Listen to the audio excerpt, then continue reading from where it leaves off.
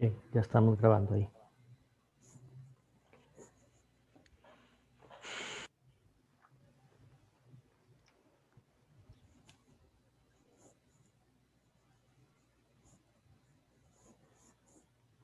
Bien, buenas tardes a todos. Gracias por la presencia en esta ceremonia de aniversario triple que tenemos el día de hoy.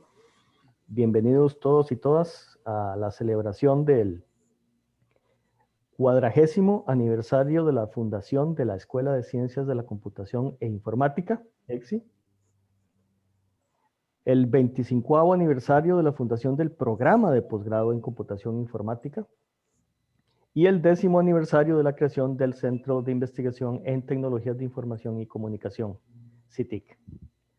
Un cordial saludo a las autoridades universitarias que nos acompañan el día de hoy, la doctora María Laura Arias, vicerrectora de investigación, el doctor José Ángel Vargas, vicerrector de docencia, el doctor Olman Quiroz, decano del Sistema de Estudios de Posgrado, y el doctor Orlando Arrieta, decano de la Facultad de Ingeniería. E igualmente un saludo a la doctora Gabriela Barrantes, directora de la Escuela de Ciencias de la Computación e Informática, a la doctora Gabriela Marín, directora del programa de posgrado en Computación e Informática.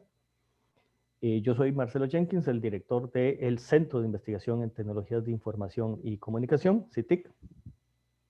Y un saludo especial a nuestro conferencista invitado del día de hoy, el doctor Carlos Castro, graduado de la ECSI y actualmente ingeniero de software en Google, en Chicago, quien va a estar a cargo de la conferencia magistral como parte de esta ceremonia, titulada Software Engineering at Google. Agradecemos la presencia de todos los profesores, estudiantes, funcionarios de la ECSI, el CITIC, el programa de posgrado, así como todos los exalumnos que nos acompañan en esta ceremonia, que la hacemos de forma virtual debido obviamente a la pandemia del COVID-19. Como ustedes ya saben, la ceremonia está siendo grabada para efectos históricos, de tener simplemente un registro, un recordatorio de lo que vamos a hacer hoy. En realidad es una ceremonia muy simple, pero no quisimos dejar pasar la ocasión de este triple aniversario, aunque estamos en pandemia, pues que seamos igualmente celebrar. Entonces, lo que vamos a hacer es comenzar con la primera presentación. La profesora Marta Calderón ha accedido a darnos una rápida reseña histórica de lo que fue la creación de la Escuela de Ciencias de la Computación Informática hace exactamente 40 años. Con esto, entonces, le doy la palabra a la profesora Marta Calderón. Puedes compartir pantalla si querés.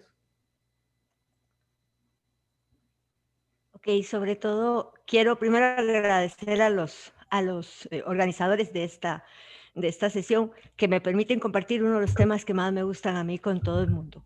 Mi presentación se llama La ECSI y su descendencia. Ahora vemos este edificio grande aquí y quiero contarles cómo llegamos aquí, ¿verdad? Entonces, perdón. Quiero contarles que todo empieza un poco más atrás, de hace 40 años, cuando entre el 73 y 74 hay un hecho que yo creo que es histórico no solo para la Universidad de Costa Rica, sino también para el país, porque por primera vez se imparten carreras en computación o informática en el país, con historias un poco diferentes. Uno en la Escuela de Matemáticas, donde empieza la carrera de Matemáticas Aplicadas, que se convierte en el bachillerato y licenciatura en Ciencias de la Computación, y otro con un ofrecimiento de IBM de prestarnos una IBM 360 con el compromiso de la universidad de empezar a impartir carreras en computación, con lo cual surge el Centro de Informática, que va a administrar la carrera de bachillerato en informática y una maestría en informática. Entonces, como ustedes pueden ver, durante varios años conviven dos carreras más o menos parecidas, ¿verdad? Entonces, mi agenda es simplemente la fundación de la ECSI y los descendientes de la ECSI posteriormente. Entonces, en algún momento tenemos este contexto. Tenemos la Escuela de Matemática con su bachillerato en Ciencias de la Computación, el chiquito se les va convirtiendo más grande que el papá, y entonces hay conflictos políticos de asamblea de escuela de matemáticas. Ese es el punto de del lado de matemáticas. Y el centro de informática, bueno, ellos no tenían conflictos internos, eran una carrera más orientada hacia el lado de administración, pero sí hay cierta rivalidad entre los programas, y además desde muy al principio hay una cierta preocupación de que haya duplicidad de esfuerzos, porque si bien las carreras tenían distintos enfoques, sí compartían varios cursos, especialmente los relacionados con computación, como principios de informática, estructura de datos y otros. Entonces, en este contexto es que un grupo de estudiantes de ciencias de la computación, entre los que estaba nuestra colega Gabriela Marín, solicitaron entonces al señor rector de entonces, el doctor Claudio Gutiérrez, hacer casa propia, independizarse de la escuela de matemáticas. Y a él le pareció bien. Entonces, un poco después, pues en 1980, en el cuarto Congreso Universitario de la Universidad, docentes y estudiantes de Ciencias de la Computación presentaron la ponencia de creación de la Escuela de Ciencias de la Computación e Informática. Ustedes ven ya en el nombre que va la intención de fundir las dos carreras. La resolución fue positiva y se recomendó la fundación de la escuela. Efectivamente, el 11 de marzo de 1981, hace poco más de 40 años, la Asamblea Representativa Colegiada aprobó la creación de la EXI y nos asignó el segundo piso del edificio viejo de la EXI. En ese entonces el edificio solo tenía 2 pisos y terminaba donde hoy está el puente que nos une con el edificio del Centro de Informática. Era solo un piso, ¿verdad? Y en ese piso tuvieron que acomodarse los casi 400 estudiantes que tenían la carrera de informática y la carrera de ciencias de la computación. Don Javier Gainza fue poco después de esto nombrado director de la escuela. La escuela era pequeñita. Esta es una foto del segundo piso. Este era nuestro corredor del segundo piso, lo poco que teníamos de espacio. Al fondo lo que ven es donde empieza el aula 205. Actualmente, esa parte del aula 205 era las oficinas de los profesores. Ahí estaban los cubiculitos pequeñitos, todos los profesores acomodados. Tampoco eran tantos profesores como hoy. Y solo teníamos 2 aulas para los 400 estudiantes que éramos. Poquito espacio y una sala de terminales con 8 terminales de la entonces recién llegada Burroughs 6900, que fue un gran apoyo para la nueva carrera. Esta que vemos aquí es la pecera, el aula grande, el aula que nos gustaba. La otra era muy chiquitilla y oscura, pero bueno, esa era nuestra pequeña escuela, y desde ese segundo piso hemos crecido a lo que tenemos hoy. El cuerpo docente quedó formado por 13 profesores, tanto de la carrera de Ciencias de la Computación. Entre ellos están aquí, por ejemplo, Juan José, que nos acompaña, y también profesores de la carrera de Informática. El cuerpo docente era muy joven y entusiasta, pero para entonces tenían bachillerato o licenciatura a lo más, ¿verdad? Tenían que empezar a prepararse el siguiente paso, y eso iba a tomar tiempo. Muchos de estos profesores y otros que estaban en formación empezaron a irse al extranjero para obtener una maestría, para con ello poder dar un salto a, en el futuro, ofrecer un grado académico más. Y entonces tuvimos que esperar unos cuantos años, más o menos creo que fue en 1992 que regresó Marcelo de su doctorado de Estados Unidos, y él junto con otros profesores muy entusiastas empezaron a mover la idea de crear un posgrado que finalmente se materializó en la creación del posgrado en computación informática con maestría en 2 modalidades, académica y profesional, que se ha caracterizado por la formación de profesionales de alto nivel y se ha mantenido actualizado su programa gracias a su flexibilidad. En 1995 inició sus estudios la primera generación de la maestría. Todavía no estábamos listos para un paso más, pero sí estaba ya la semillita de que tenían los profesores que formarse todavía más si queríamos dar un salto más. Entonces, varios años quedamos en este nivel con la maestría, pero ya por el año 2009 se metió ahí la espinita de crear un centro de investigación. Se llamaba inicialmente Centro de Investigación y Desarrollo en Tecnologías de Información y Comunicación, y fue evolucionando hasta quedar en nuestro actual CITIC, que fue fundado en 2011. Pero que hay que recordar que nació en las entrañas de la EXI, ¿verdad? Que no es algo que nace aislado. De hecho, los directores del CITIC han sido profesores de la EXI. Y básicamente su función es de investigación básica y aplicada en tecnología de información y transferencia de conocimiento. Ha sido un centro que ha generado, por lo menos en términos de publicaciones, mucha producción, ¿verdad? Pero no nos quedamos ahí. Ya en el 2010 habían también empezado a nacer el deseo de contar con un doctorado. Ya previamente había empezado, pero en ese momento como que se empezó más en serio a pensar en el programa y todo. Y en el 2012 también se logró finalmente materializar el doctorado en Ciencias de la Computación e Informática. No tuvimos la primera maestría en computación del país, pero sí logramos tener el que yo creo que todavía es el único doctorado en computación de Costa Rica, con formación de científicos e investigadores. Ya ven aquí en la foto algunos conocidos por ustedes como Jason, Casasola, Cristian, Luis Gustavo, Cristian, que hoy en día son docentes nuestros. Entre el CITIC y el doctorado se creó una simbiosis muy interesante, porque todos estos estudiantes de doctorado tenían que hacer investigación y entonces la hacían dentro del CITIC.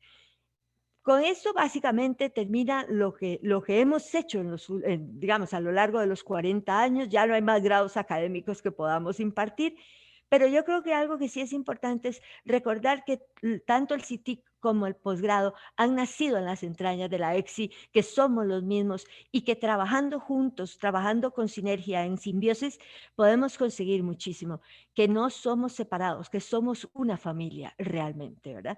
Y por último, lo que me queda es desearle feliz 40 años a EXI, 25 al posgrado y 10 al CITIC. Muchas gracias. Muchísimas gracias, Marta. Gracias. Excelente reseña. Lo que Marta no dijo es que ella y yo somos producto de la primera generación de creación de la escuela, entonces pueden hacer números de qué tan viejos somos. Cierto. Bueno, y que en esa foto Marcelo ganó el concurso Jaxes de ese año. Así, ahí estaba yo en la foto y tenía el pelo no blanco. Continuamos. Muchísimas gracias, Marta. Muy, muy interesante. Con gusto. Continuamos con las palabras de la doctora Gabriela Barrantes, directora de la Escuela de Computación e Informática. Hola, bueno. Perdón, Gaby, activa tu sonido. Sí, ya lo había activado, es que me muteaste otra vez. Sí, sorry, es que se mueve. Dale.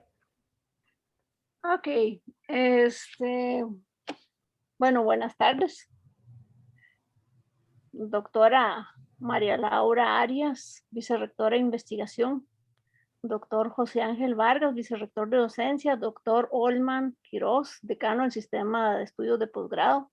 Doctor Orlando Arrieta, decano de ingeniería. Doctor Carlos Castro, conferencista invitado. Máster Marta Calderón, conferencista. Magister Henry Lizano, director del Centro de Informática. Doctor Marcelo Jenkins, director del CITIC. Doctora Gabriela Marín Raventó, directora del programa de posgrado en computación e informática. Y doctor Luis Guerrero Blanco, coordinador del doctorado. Otras autoridades presentes, profesores y profesoras, actuales y retirados, estudiantes actuales y exalumnos, sector administrativo de la EXI, del PCI, del CITIC y público en general. Es un honor y un placer estar aquí con ustedes hoy para celebrar el 40 aniversario de la EXI, el 25 aniversario del posgrado y el 10º aniversario del CITIC. Ha sido una jornada increíble, desde la fundación de la EXI en el 81 hasta el día de hoy. Como escuela, la EXI ha sabido innovar, enfrentar retos, aprender y corregir el rumbo. Hoy lo que fue una escuela recién fundada, la más nueva de la U, ha crecido y se ha diversificado. El programa de posgrado ha provisto al país con formación de calidad.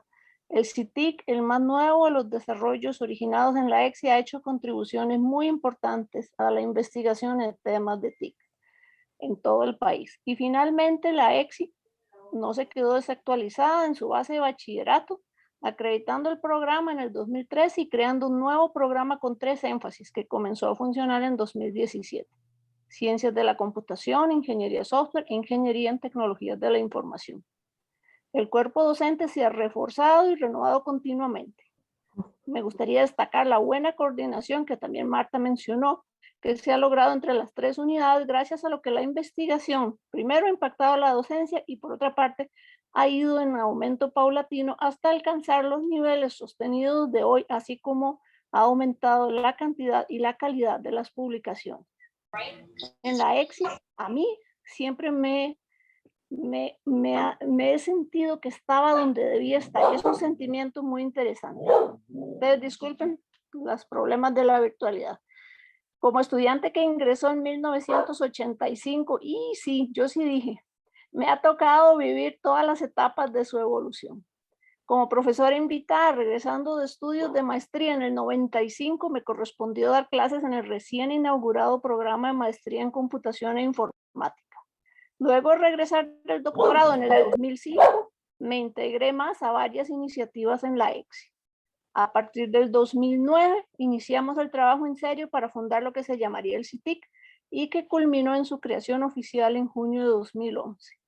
Logramos la acreditación en 2013 y la aprobación del nuevo plan de estudios en el 2016.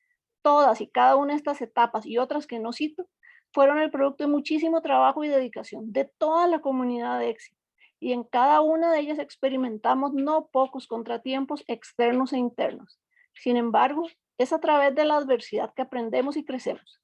Así que me siento extremadamente orgullosa de la comunidad de EXI, la actual y la pasada, de la escuela en sí, que ha logrado todos estos avances y me siento emocionada de ver qué nos depara el futuro. Muchísimas gracias a todos y buenas tardes.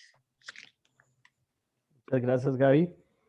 Seguimos entonces con las palabras del doctor Olman Quiroz, decano del Sistema de Estudios de Posgrado. Don Olman. Muchas gracias. Buenas tardes a todos y todas. Un saludo a la doctora María Laura Arias, vicerrectora de investigación, a don José Ángel Vargas, vicerrector de docencia, a la doctora Gabriela Barrante, la directora de la escuela, a don Marcelo Jenkins, director del Centro de Investigación, a don Orlando, don Orlando Arrieta, el decano de la Facultad de Ingeniería, casi lo dejo por fuera, don Orlando. Lo que sucede es el momento tan rico en cosas que estamos viviendo, lo hace a uno cometer algunos errores. No sé si ha sido don Carlos Castro el expositor invitado para la conferencia de hoy. Y si dejé a alguna autoridad por fuera, me disculpan. Estudiantes, profesores, profesoras, realmente un momento de esto no es para mí, sino es para ustedes que tienen que celebrar y por tanto no voy a quitarles mucho tiempo. Pero sí quiero resaltar de la presentación que hizo la profesora Marta Calderón, el modelo que debemos tener en nuestra universidad. Escuela, posgrado, centro de investigación, creando sinergias en donde profesores y profesoras trabajan tanto, hacen investigación, hacen docencia, tanto en la escuela como en el posgrado. Investigadores que hacen sus trabajos colaborando con la escuela, con el posgrado y con los y las estudiantes. Realmente eso es lo que nuestra universidad necesita y es lo que deberíamos fortalecer. Más bien, entonces, iba a hablar de esto al ver la invitación que me hicieron, lo cual agradezco y me siento orgulloso que me permitiera comunicar esto. Al ver que se celebran las 3 instancias juntas, ya llama la atención. O sea, no es en cualquier unidad, en cualquier facultad o unidad académica que nos juntamos para hacer una celebración conjunta como lo están haciendo ustedes y escuchar este tipo de acciones en donde todos están creciendo juntos. Todos crecen. Y cuando digo todos crecen, no es el edificio muy importante, claro, por supuesto, pero no es solamente eso, sino el recurso humano tan valioso que se ha venido desarrollando. Entonces, en ese sentido, más bien, yo los invitaría a que exporten este modelo que ustedes tienen, que han creado y que lo están fortaleciendo, que lo exporten a otras áreas de la Universidad de Costa Rica. Ahí encontramos entonces soluciones a los problemas que estamos enfrentando de separaciones que hay entre un centro de investigación y una escuela, etcétera. Pero también nos permitiría, ahora que estamos hablando de crisis financiera en la institución, encontrar una ruta de uso eficiente de estos recursos. No compitamos, no dupliquemos trabajo, no dupliquemos esfuerzos, sino más bien desarrollamos, y retomo lo que dijo la señora Calderón, debemos crear sinergias entre las instancias y esto es un buen ejemplo de eso. Los felicito realmente, felicito a la escuela, felicito al posgrado y al centro de investigación por todo este esfuerzo y por la celebración que en este momento tienen. Y muchas gracias y buenas tardes. Gracias, don Olman, por las palabras. Continuamos con las palabras del doctor Orlando Arrieta, decano de la Facultad de Ingeniería. Don Orlando. Muchas gracias. Tengan todos y todas muy buenas tardes. Un cordial saludo a la doctora María Laura Arias, vicerrectora de investigación, al doctor José Ángel Vargas Vargas, vicerrector de docencia, al doctor Olman Quirós, decano del Sistema de Estudios de Posgrado, así como a las autoridades de las instancias que estamos celebrando, a la doctora Gabriela Barrantes, directora de la EXI, a la doctora Gabriela Marín, directora del programa de posgrado en computación e informática, así como al doctor Marcelo Jenkins, director del CITIC. Un cordial saludo también para el doctor Carlos Castro, expositor de esta tarde, así como el resto de personas que nos acompañan en esta sesión virtual en donde celebramos el aniversario que coincide en quinquenios, ¿verdad? De este aniversario triple de las diferentes instancias. Pues para mí, no solo a nivel personal, sino como decano de la facultad, es realmente un honor dirigir estas palabras que igualmente, como mencionó Don Olman, serán cortas, ¿verdad? En donde resaltar una vez más el papel que tienen las tres instancias, como bien lo dijo Don Olman, esa triple articulación de la escuela, comunidad académica, del programa de posgrado y el centro de investigación, en donde adicionalmente se conjuntan las actividades de docencia, investigación y acción social como pilares fundamentales de la universidad, y cómo estas tres instancias han articulado también su trabajo no solo a lo interno de la universidad, sino a lo externo con el sector productivo del país.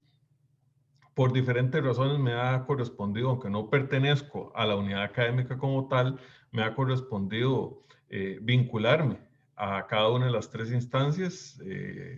Como director anteriormente de la Escuela de Ingeniería Eléctrica, me correspondió en algún momento trabajar mano a mano con la dirección de la escuela en actividades relacionadas a la unidad académica. He participado en tribunales del programa de posgrado y durante algunos años formé parte también del consejo asesor del CITIC, justamente como representante de la Vicerrectoría de Investigación. Y en esos espacios uno se da cuenta de lo bien que funcionan y lo bien que están articuladas las acciones dentro de las tres instancias, ¿verdad? Y que, como bien lo mencionó don Olman, representan un modelo que se debe seguir.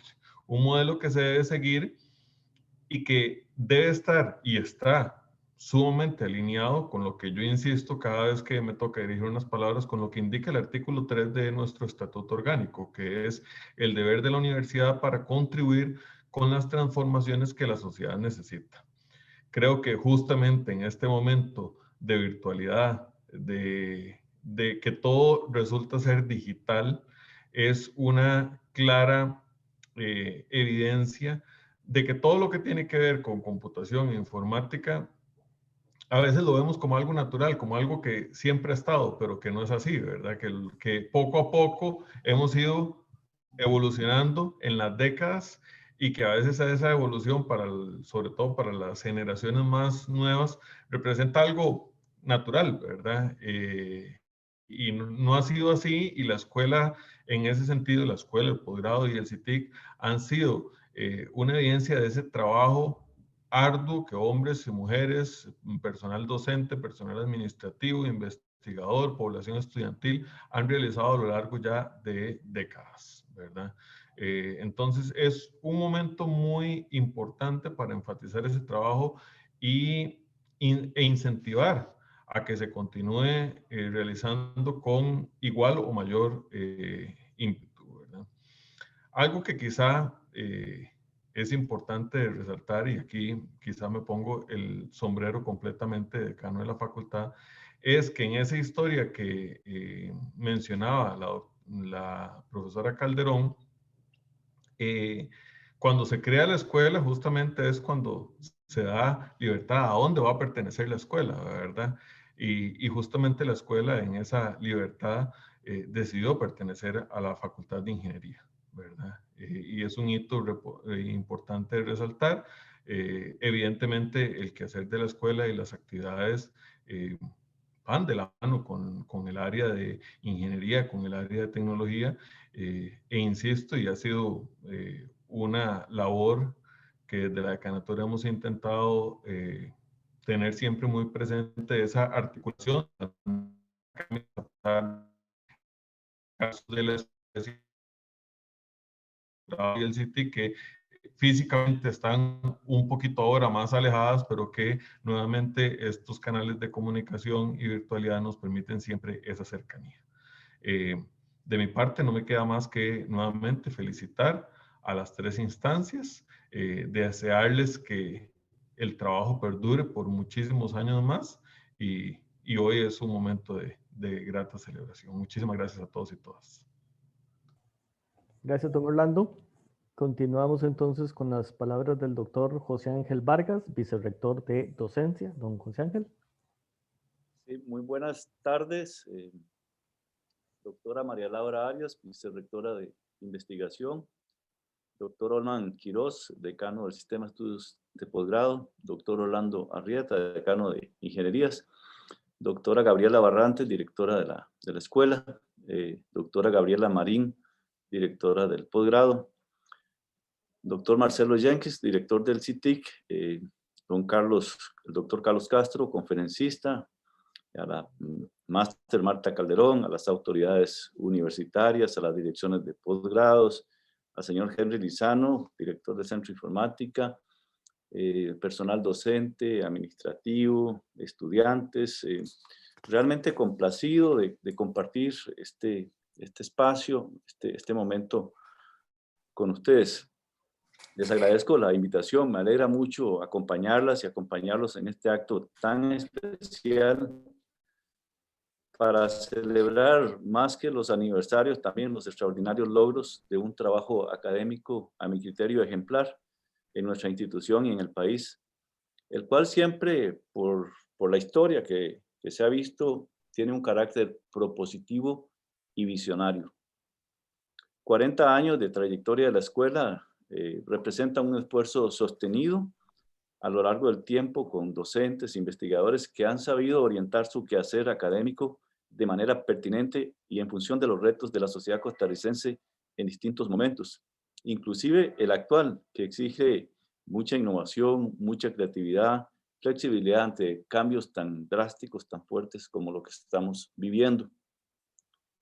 Desde su creación, también la escuela se propuso trabajar con un sentido universitario pleno, procurando una articulación efectiva a lo interno de la institución y promoviendo acciones inter y transdisciplinarias y relaciones de cooperación con otras instituciones y organizaciones nacionales. Quiero también señalar que el compromiso de la escuela con la regionalización universitaria ha sido importante desde sus inicios con la creación del diplomado en informática empresarial, que luego dio paso al bachillerato en informática empresarial como carrera de sedes regionales, creo que demostró su compromiso inicial y posteriormente también con la formación, la contribución con los posgrados a las sedes regionales, con el posgrado ha sido fundamental. Entonces, vista la escuela así como un espacio para mí prolífico de ciencia y de pensamiento, de ahí han surgido importantísimos proyectos, como ustedes bien lo han mencionado, quienes me antecedieron, entre los que sin duda sobresalen los posgrados, la maestría y el doctorado, y el CITIC. Son realmente proyectos extraordinarios de un gran peso académico que vienen de ahí mismo, de esa conjunción. El posgrado creo que pues sin duda ha permitido una formación académica necesaria, la formación académica necesaria para que nuestra universidad se proyecte con profesionales muy calificados hacia el entorno. Y creo, digamos, sin duda que el doctorado pues ha logrado responder con éxito en la formación de científicas y científicos en el campo mediante investigaciones que están generando un nuevo conocimiento y que permiten soluciones a las necesidades del país, a los problemas del país, para contribuir con su desarrollo. Y pues creo que aquí la vocación, la ética de servicio que ha caracterizado a la escuela y al posgrado pues ha sido evidente. Creo que también con el posgrado y con todos estos procesos académicos se logra a nivel de país fomentar un diálogo académico y profesional de buen nivel para que ojalá todas las instituciones nacionales tengamos la misma capacidad para...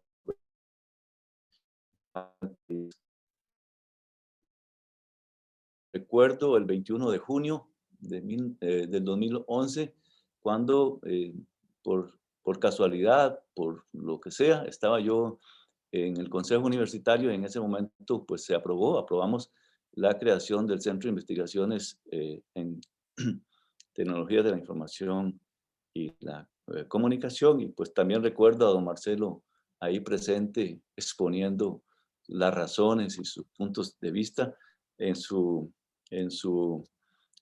digamos, como uno de los posibles candidatos para asumir la dirección en el primer año.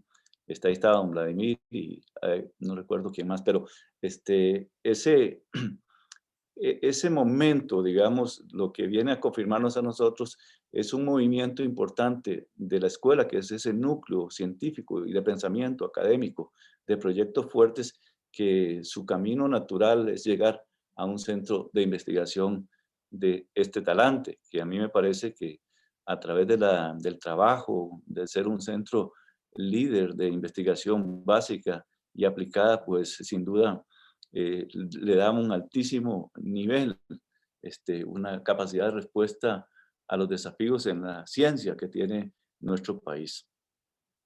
Por eso, pues cuando hablamos de este modelo, cuando hablamos de una escuela, hablamos de carreras de grado y de posgrado y de un centro de investigación, no podemos estar más satisfechos. O sea, ¿qué más no le vamos a pedir, digamos, a toda esta trayectoria, a todo este conjunto de acciones y de personas que han sabido entender un camino de excelencia académica? Por eso yo creo que es ejemplar la escuela, es ejemplar, son ejemplares los posgrados y es ejemplar también el CITIC. Y es una manera también de decirle al país con qué capacidad, con qué coherencia, con qué claridad le estamos diciendo en qué invertimos esos recursos, con qué, digamos, en qué nivel tan óptimo nosotros aprovechamos lo que el pueblo aporta para nuestro financiamiento. Por ello, muchísimas felicidades a la escuela, muchísimas felicidades al posgrado y muchísimas felicidades al CITIC.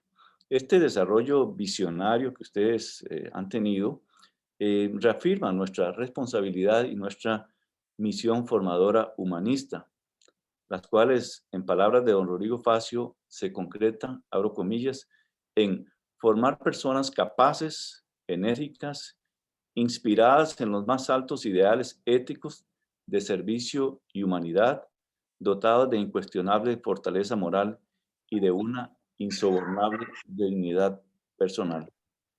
yo quiero pues aquí manifestar, digamos, esa complacencia de saber que ese trabajo está orientado en esa línea.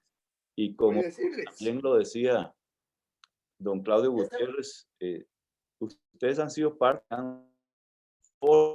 de ustedes han logrado forjar esas capacidades, esas herramientas, haciendo universidad para seguir produciendo academia y conocimiento y para seguir forjando un país más democrático y menos desigual. Desde los campos que hoy lideran, continúen honrando esos valores de nuestra universidad, los cuales se cristalizan en nuestra autonomía y nuestra libertad y en el deber de aspirar a una sociedad donde el desarrollo científico y tecnológico comulgue con las aspiraciones más esenciales de la sociedad costarricense. Compartimos con alegría, realmente me siento feliz, me siento muy satisfecho de ver toda esta trayectoria que hoy están, que se conjugan, ¿verdad? Y quiero decirles pues que nuestro compromiso en este momento actual como administración es seguir apoyando ese trabajo ejemplar que ustedes han venido desarrollando en estricto apego a la excelencia académica, que es una de las marcas distintivas de todo el proceso que ustedes han liderado. Así que no me queda más que reiterarles de verdad una gran felicitación y que sigan adelante. No sé, ya encontrarán ustedes con el nivel que han alcanzado ese gran proyecto académico de compromiso con la sociedad costarricense. Muchísimas felicidades. Gracias, don José Ángel. Continuamos entonces con las palabras de la doctora María Laura Arias, vicerrectora de investigación. Doña María Laura. Muchas gracias. Muy buenas tardes, doctor José Ángel Vargas, vicerrector de docencia, doctor Olman Quirós, decano del CEP, doctora Gabriela Barrantes, la directora de la Escuela de Ciencias de la Computación, doctora Gabriela Marín, directora del Posgrado de Ciencias de la Computación, doctor Marcelo Jenkins, director del CITIC, señor Carlos Castro, conferencista, doctor Orlando Arrieta, decano de la Facultad de Ingeniería, señor máster Henry Lizano, director del Centro de Informática, y señores compañeros y compañeras de la Universidad de Costa Rica. Realmente soy yo la honrada de estar presente en esta tripleta de cumpleaños, hablar del 40º aniversario de la carrera de computación, hablar del 25º aniversario del posgrado de computación, que dio origen, ambas cosas dieron origen al 10º aniversario del CITIC. Realmente es un honor el estar aquí presente y no merecen más que miles de felicitaciones. En el caso de investigación, que es el que me corresponde, realmente el felicitar al CITIC, uno de los centros de investigación más jóvenes que tenemos y que se creó con el objetivo de producir conocimiento en campos relacionados con la computación y la informática, mediante la promoción, coordinación y desarrollo de la investigación científica inter y transdisciplinaria, su integración con la acción social, su integración con la docencia a nivel de grado y de posgrado, y sobre todo con la formación y consolidación de grupos de investigación que han sido sumamente exitosos desde su creación. Tan exitoso es este centro de investigación que podemos hablar que actualmente tienen, a pesar de que es un centro chiquito, tienen 13 personas o investigadoras activas, tienen más de 19 proyectos de investigación que están corriendo en este momento, pero sobre todo tienen una producción científica muy importante y que han sabido divulgar. Uno de los objetivos más grandes de la gestión en que estamos es el divulgar el conocimiento que se genera a la Universidad de Costa Rica, el devolver a la sociedad esos impuestos que nos dan y que nos permiten producir, que la sociedad sepa en qué estamos usando esos impuestos, que la sociedad se sienta partícipe de la producción. Y la producción investigativa del CITIC es muy exitosa. Tan es así de exitosa que actualmente tienen 82 documentos ya, desde el 2011 para acá tienen 82 documentos depositados en el repositorio institucional Keruá. Y realmente esto es una pequeña fracción de la producción que tienen a nivel nacional y a nivel internacional, donde ponen muy en alto no solo al nombre de la Universidad de Costa Rica, sino también al nombre del país. Ustedes son una escuela muy exitosa, un posgrado y sobre todo un centro de investigación sumamente productores, sumamente exitosos, y no merecen más que felicitarlos por esta tripleta de aniversario y también el solicitarles que sigan siendo como son, que sigan siendo exitosos, apuntando hacia arriba, divulgando lo que producen y sobre todo tratando de ayudar a Costa Rica a ser cada día un mejor país, un país igualitario, equitativo, donde las oportunidades de mejora cada día se den más. Muchísimas felicidades y espero que sigan adelante. Gracias, doña María Laura, por las palabras. Gracias a todos los que han hablado. Y pasamos al punto siguiente, que es la charla invitada. En este caso nos acompaña el doctor Carlos Castro, que es graduado nuestro de la EXI, ex profesor de la EXI, ex investigador del CITIC, y iba a decir ex amigo, pero no, es todavía amigo de nosotros y ha accedido muy amablemente a acompañarnos desde la ciudad de Chicago, en Estados Unidos. Carlos es actualmente ingeniero de software en Google, en Chicago, y nos va a impartir una charla magistral titulada Software Engineering at Google. Carlos, bienvenido, muchísimas gracias por estar con nosotros y adelante. Bueno, más bien, muchísimas gracias a todos ustedes por haberme invitado a este evento tan importante. Me avisan si pueden ver mi pantalla, ¿verdad que sí? Sí, se ve perfectamente.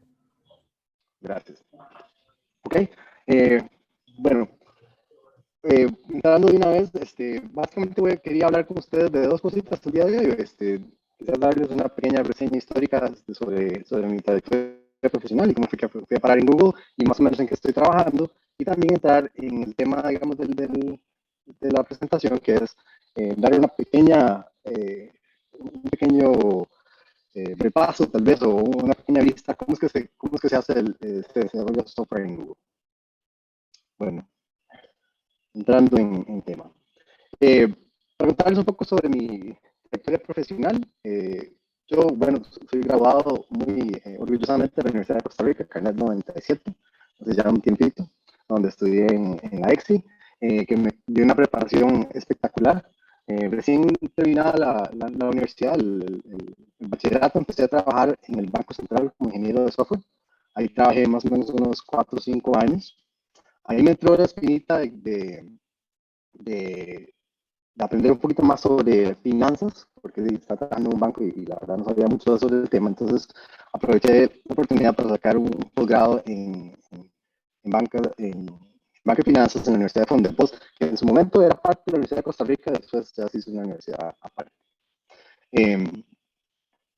Luego de estar trabajando unos cuantos años en el banco, yo siempre había tenido la aspiración de estudiar fuera del país.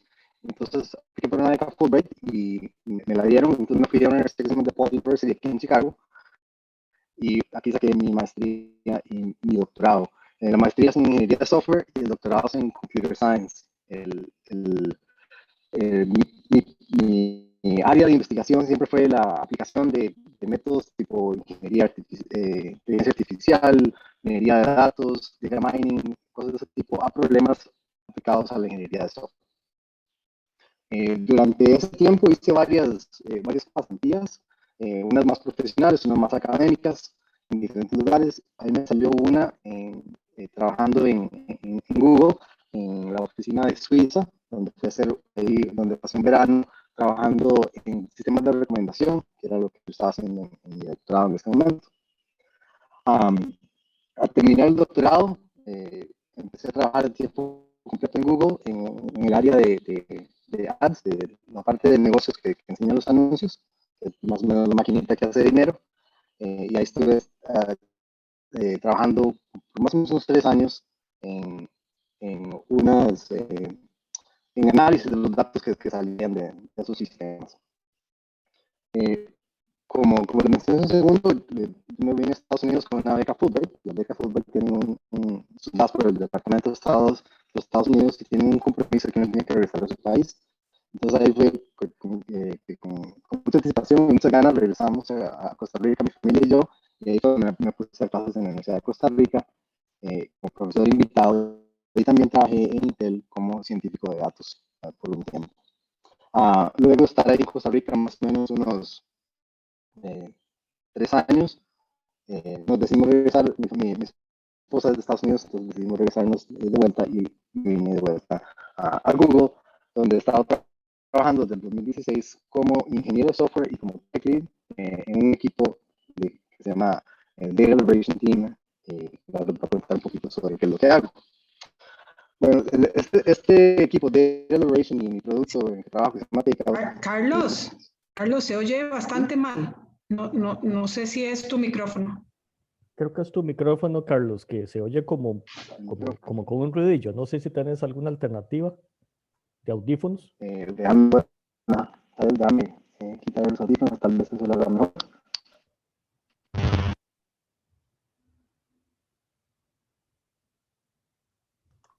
Ahora no te estamos oyendo.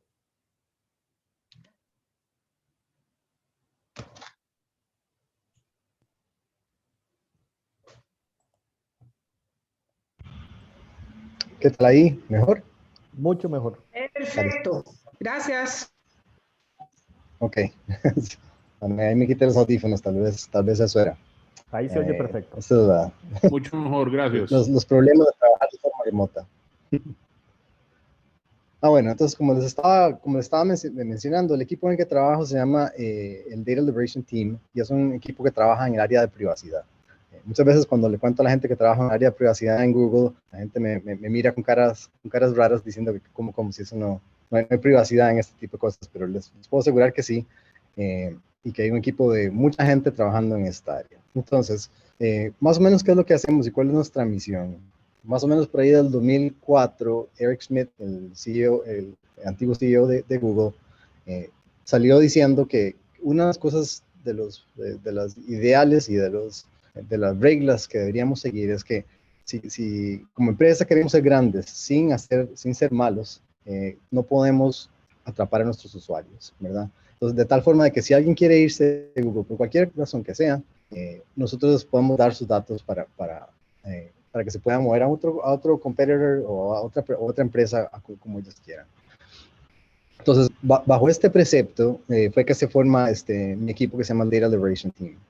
En el 2007 empieza aquí en la oficina de Chicago y en el 2011 lanzamos, digamos, el producto principal que tenemos. Tenemos varios, pero digamos el más conocido que se llama Google Takeout, que básicamente es una plataforma que permite al usuario llegar y sacar sus datos de Google. Entonces usted puede ir a takeout.google.com y sacar sus fotos, sus videos, sus correos, toda su actividad, todas sus búsquedas, todo lo que Google tiene sobre su usuario. A lo largo de los últimos 10 años, que por cierto estamos a punto de cumplir 10 años, ha crecido montones este servicio. Ya ahora hay más de 125 productos en los que se puede sacar los datos y nos hemos convertido en una plataforma que les voy a mencionar ahora un poquito más adelante. Y también nos hemos convertido en un equipo que funge una función muy importante en el tema de compliance, ¿verdad? En muchas jurisdicciones, particularmente en la Unión Europea, hay reglas a nivel, leyes a nivel de toda la Unión que exigen que las compañías que operan en estas jurisdicciones provean de herramientas de portabilidad a sus usuarios, ¿verdad? Entonces nosotros venimos a cumplir con esa idea. Esto es un pequeño screenshot de cómo es que funciona el sistema, digamos. Usted llega a Takeout y escoge qué servicios quiere y nosotros le damos los datos. A lo largo también de esta década, el sistema como tal ha crecido en complejidad y ha pasado a ser, digamos, un sistema, digamos, enfocado en el usuario final a ser una plataforma. Entonces hay un montón de diferentes productos en Google que utilizan esta plataforma para extraer sus datos. Obviamente Takeout es el principal, pero por ejemplo hay un dashboard donde la gente puede llegar y ver un poquito sobre qué información tienen. Si son clientes corporativos, también pueden utilizar esta herramienta para sacar sus datos. Cuestiones como fotos y Drive, cada vez que alguien llega y selecciona unos archivos y le da botón derecho bajar, descargar. Todo eso pasa por nosotros como plataforma y hay otros adicionales. Uno en particular que es muy interesante se llama el Inactive Account Manager, que básicamente le permite a la gente nombrar a alguien que va a recibir sus datos en caso de que algo le fuera a pasar a usted. Entonces, básicamente permite que si su cuenta queda inactiva por cualquier razón, por ejemplo, una muerte o algo así, que digamos que usted le pueda dar a su pareja o a sus familiares sus fotos y sus correos. A nivel de plataforma, la forma en que lo hacemos es que básicamente somos un sistema que tiene integraciones con los diferentes otros productos a lo largo de Google que permiten encontrar y sacar esos datos. Y bueno, eso es uno de los proyectos que tenemos. El otro proyecto que quería más pasar un segundito hablando es uno nuevo que empezamos hace un par de años, que se llama el Data Transfer Project, que es un producto open source y se ha hecho en colaboración con Facebook, con Microsoft, Twitter, Apple y otros participantes, que básicamente la idea de esto es, digamos, seguir empujando la industria en cuanto a portabilidad, para que la gente pueda, de forma sencilla y transparente y sin restricciones, pasar su información de una plataforma a otra. Entonces, si yo quiero pasar mis fotos de Facebook a Google Fotos, debería ser un botón. Si quiero pasar mis correos de Gmail a Outlook, también debería ser un botón.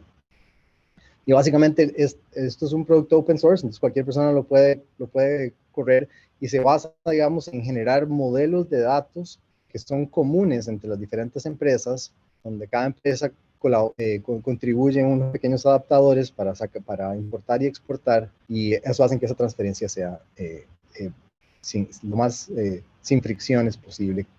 Eso es un producto que nos tiene muy emocionados y estamos muy contentos de estar trabajando en eso. Bueno, con eso termino más o menos la reseña breve de mi trayectoria profesional y el trabajo en mi equipo. Al final tenemos un chance para preguntas. Si a alguno le interesa ahondar en algunas cosas, pues nada más ahí hablamos al final. Ahora, para entrar en materia, ¿cómo es que hace una empresa como Google con 120,000 empleados para desarrollar software a la escala y a la velocidad en la que se hace? Entonces, para hablar de esto, voy a entrar en el tema, voy a abarcar 4 aristas. Voy a hablar primero sobre los procesos que se usan, los artefactos que se generan, la tecnología que se utiliza y siempre lo más importante, el recurso humano y las personas que desarrollan estos sistemas. Entonces, primero, entrando en procesos. Esto es algo que a veces a la gente como que le impresiona un poquito, ¿verdad? Si la gente que trabaja en el área de ingeniería de software. Digamos, los procesos que se utilizan son procesos ágiles, pero digamos que ágil con A minúscula, ¿verdad? Entonces, no es estrictamente ágil como lo ve el libro, como lo ve en la universidad. Más de un Scrum Master se podría llorar si ve el proceso de la forma en que lo hacemos. El enfoque del proceso de desarrollo es en velocidad y en flexibilidad, que es súper importante para poder desarrollar a la velocidad en la que lo hacemos. Es basado en Scrum, pero no es exactamente igual. Se trata de que no sea prescriptivo, de que no sea pesado el proceso, sino que se deje que los ingenieros, que son gente muy capaz, trabajen, digamos, en el proceso que más les convenga. Sí es importante que las iteraciones en las que se va desarrollando el software son cortas y las metas de esas iteraciones se ponen, digamos, en esos intervalos cortos. Entonces uno dice, bueno, para esta semana voy a trabajar en esto y esto. Y esto también sigue, digamos, estas mismas ideas de los procesos ágiles, de trabajar en lo que más valor va a dar, ¿verdad? Los equipos como tal son lo que es self-organized, o sea, que cada equipo más o menos decide en qué temas y en qué cosas va a trabajar. Esto se hace tanto a nivel, digamos, de cuatrimestre, al principio de cada cuatrimestre, los equipos pasan por un proceso donde se establecen lo que se llaman como OKR, que son Objective Key Results, cuáles son los objetivos y cuáles son las métricas que se van a utilizar para ver si se cumplieron esos objetivos. Y a lo largo, digamos, dentro del marco de cada equipo, pues el equipo puede escoger en qué trabajar. Y se trata también de que la burocracia sea lo más bajo posible, entonces se trata de que hayan pocas reuniones. Sí se usan algunas de las reuniones clásicas que uno ve en procesos de desarrollo de software como Scrum, como por ejemplo los stand-ups, la planificación de las iteraciones y design reviews como para hacer revisiones de diseños de ingeniería. Ahora, algo que es súper importante en esta empresa y es parte del DNA de la empresa es que se trata de medir y estandarizar lo más posible, ¿verdad? Cuando se tienen 80 y tantas oficinas y 120,000 empleados, es importante que todo el mundo esté, digamos, apuntando hacia el mismo norte, ¿verdad?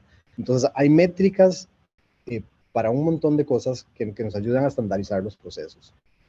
Hay métricas de eficiencia y de costo, de defectos, de desempeño, tanto personal como desempeño de los sistemas.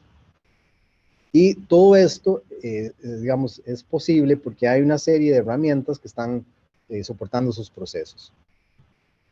Algo súper importante también a nivel de desarrollo de software es que hay guías de estilo sobre cómo se debe desarrollar el software y cómo tiene que verse ese código. Entonces, yo estoy desarrollando en Java, estoy desarrollando en C++, hay una guía de estilo que dice, así tienen que llamarse los métodos, así tienen que hacerse las cosas, tanto en estilo como en forma, ¿verdad? Y hay herramientas, obviamente, que hacen que todo esto sea fácil de hacer y que no sea un proceso manual. Ahora, para explicar un poquito cómo es que se hace, digamos, cómo se pasa de alguien escribiendo ahí en su computadora a un servidor, voy a hablarles un poco sobre este proceso del código. Entonces, lo primero que se hace es que, digamos, hay un único repositorio de código. Ahora voy a hablar un poquito más de eso a lo largo de toda la empresa. Y el desarrollador básicamente siempre está trabajando en la última versión del código. Entonces, lo que se llama como working ahead en diferentes sistemas, ¿verdad? Entonces, uno siempre tiene la última versión del código, ¿verdad? El ingeniero de software va a estar ahí haciendo cambios. A estos cambios, qué sé yo, que está agregando una nueva función o un nuevo procedimiento, lo que sea, se hace el cambio en el código, pero a la misma vez se hacen cambios en unit tests, en los archivos de pruebas, para que todo pedacito de código que se escriba tenga asociado sus pruebas. Una vez que se tiene eso listo, se pasa por un proceso de revisión de pares, donde esos pares tienen que revisar ese código tanto por el estilo, para que se adhiera a las normas de la empresa, como en el contenido también. O sea, alguien que sepa la lógica del negocio que se está tratando de desarrollar, que lo vea para que todo tenga por lo menos un par de ojos viéndolo. Una vez que esas revisiones de pares le dan el visto bueno, entonces el desarrollador, el ingeniero, hace un commit o básicamente sube ese código al repositorio. Una vez que el código llega al repositorio, inmediatamente se dispara una batería de pruebas, y esto depende un poco de cada equipo, pero estas pruebas son pruebas de unidad, de integración, de sistema, que generan reportes y alertas de esto ya no está sirviendo, esto sigue funcionando, y con base a eso se toman decisiones, ¿verdad? Cuando todo está bien y todo está en verde, entonces ese código, los sistemas de deployment, los sistemas que pasan ese código del repositorio a los diferentes servidores.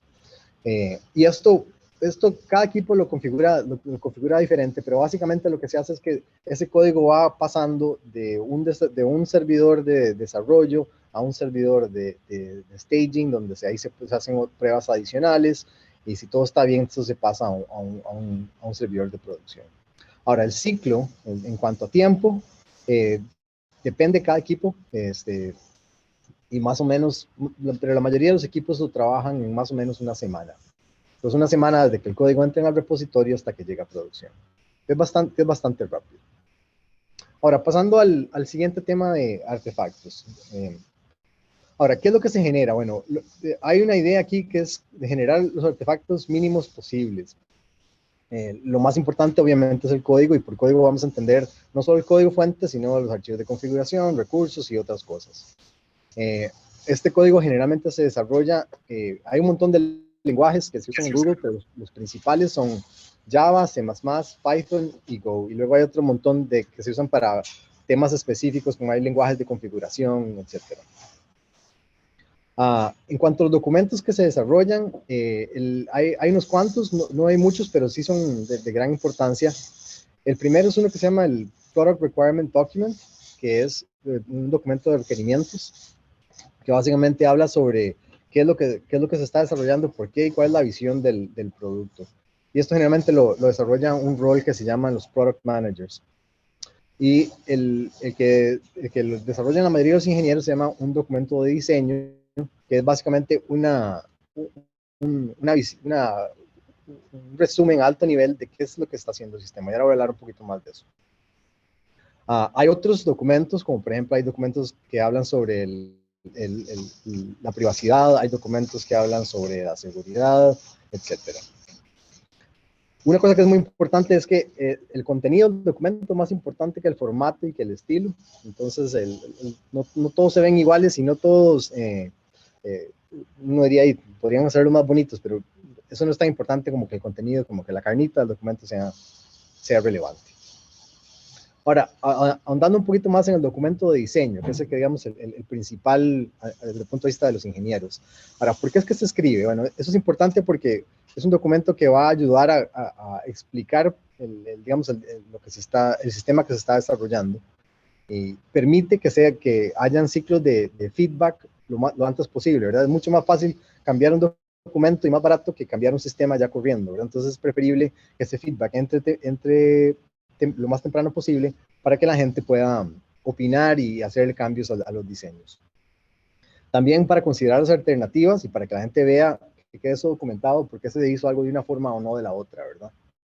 Y también para que la gente que viene a futuro, los ingenieros que van a seguir, cuando les toque ver y rascarse la cabeza de por qué el sistema funciona de la forma que funciona, tengan esa información. También importante para demostrar la importancia del producto que se está desarrollando. Ahora, en cuanto a secciones del documento hay un montón, pero básicamente las principales son un objetivo, un poco de background, la arquitectura, los componentes principales, dependencias, etc. Ahora, pasando a la tercera arista, ¿verdad? Ya hablamos sobre los procesos y hablamos sobre los artefactos. Ahora pasando a la tercera arista, hablando un poquito de la tecnología. Ahora, en la tecnología es curioso porque la mayoría de las herramientas que se utilizan son herramientas desarrolladas a lo interno. Voy a mencionarles cuáles, como los voy contando, voy a mencionarles cuáles son externas, cuáles son públicas, cuáles son open source, pero la mayoría de las herramientas que se usan son a lo interno. Quizás lo que más impresiona viniendo de otras empresas es que haya un único repositorio de código a lo largo de toda la empresa. Esto es algo que no es muy común.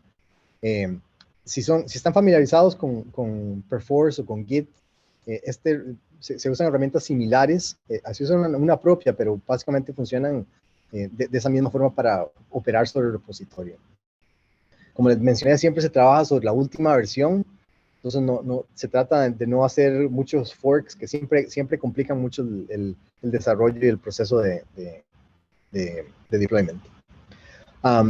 Que haya un único repositorio también facilita mucho y permite mucho la colaboración, porque yo puedo llegar y ver, qué sé yo, necesito una función que haga X, Y, Z. Existirá una, ya alguien habrá hecho una. Cuando la empresa es así de grande, hay una altísima probabilidad de que alguien ya haya desarrollado algo similar. Entonces, poder verlo todo en un único repositorio facilita eso. Es grande el repositorio. Estamos hablando de varios billones de líneas de código, lo cual lo hace bastante grande. Para poder explorar este repositorio, se pueden imaginar que se necesitan herramientas específicas que le ayuden a uno a encontrar qué es lo que necesita dentro de este repositorio. Bueno, esto es una compañía que se fundó en Search, entonces tenemos una herramienta muy especializada para buscar dentro de estos repositorios de código, donde uno puede buscar y encontrar los usos de una clase, las dependencias, como ejemplos, pruebas, todo eso se navega muy fácil desde la herramienta para que sea sencillo en explorar ese repositorio, ¿verdad? Y evitar que alguien genere algo que ya otro equipo ha hecho antes. Tenemos una herramienta de revisión de código, que es la que me mencioné hace un segundo para la revisión de pares. Si están familiarizados con herramientas como Gerrit en open source, es similar a eso. Y como les dije, estas revisiones son tanto por estilo, que lo que a lo interno llamamos readability, y por contenido. Cuando ya los pares, uno o más personas dan lo que se llama un LGTM, looks good to me, entonces ya eso habilita a que el código se pueda poner en el repositorio. Ahora, para construir y probar el código, tenemos una única herramienta para construir que es basada en build files. Esto es bueno porque no importa el lenguaje en que se desarrolle, si está desarrollando en C++ o en Java o en Python, es la misma herramienta para construir los binarios. El proceso de compilación se hace de forma distribuida a lo largo de los servidores, entonces es relativamente rápido. Y hay una versión open source de esta herramienta que se llama Basel, por si les interesa saber más o menos con más detalle cómo es que funciona. En cuanto a las pruebas, hay un montón de plataformas de pruebas dependiendo del tipo de pruebas que uno quiera hacer. Entonces, bueno, obviamente las pruebas unitarias, hay unas plataformas que corren esas pruebas unitarias. Y para las pruebas unitarias sí se utiliza mucho software open source, como JUnit, Mockito y otros en diferentes lenguajes.